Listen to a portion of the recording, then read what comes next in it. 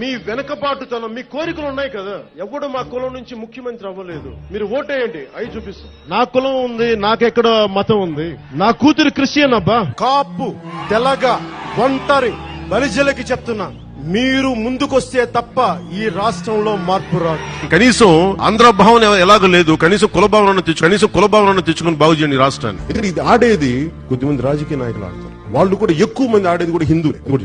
అసలు ఇలాంటి గొడవలు పెట్టింది హిందూ నాయకులు తప్ప మిగతా నాయకులు చేయరు. అసలు రాదు వాళ్ళకి. హిందూ ధర్మాన్ని మీరు అగౌరవపరుస్తున్నారు. అరే నేను హిందువుని, చాలా బలమైన హిందువు. నేను కూడా అది కూడా చెప్తున్నాను మీకు. ఎవడు బలమైన హిందూ అంటే అన్ని మతాన్ని సమానంగా చూసేవాడే బలమైన హిందువు. కానీ కోట్లాది మంది హిందువులు అపవిత్రమైతే, ఈ ప్రసాదం అపవిత్రమైతే ఒక్కరు కూడా మాట్లాడకూడదు. ఇది సెక్యులర్ వ్యవస్థకు విఘాతం అంటే హిందువులకి మనోభావాలు ఉండవా? ముస్లింస్ ని ఇస్లాం సమాజాన్ని చూసి నేర్చుకోండి. వాళ్ళ అల్లా అంటే ఆగిపోతారు. మనం గోవింద అన్నం ఆగం. మన దేశ దౌర్భాగ్యం మనం హైందవ ధర్మానికి మన గౌరవం ఇవ్వం.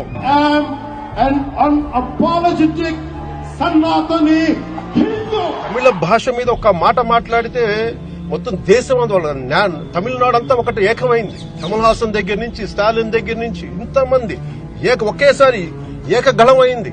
వాళ్ళ మధ్యలో భేదాభిప్రాయాలు ఉన్నప్పటికీ రాజకీయంగా మన దౌర్భాగ్యం, మన దురదృష్టం, మన రాజకీయ నాయకులకి తెలుగు భాష పట్ల ప్రేమ లేదు, తెలుగు సంస్కృతి పట్ల ప్రేమ లేదు. దీంట్లో కూడా పాడు రాజకీయాలు తీసుకొస్తారు. మీరు హిందీ మేము గౌరవిస్తాం, దక్షిణాది భాషను కూడా మీరు గౌరవించండి.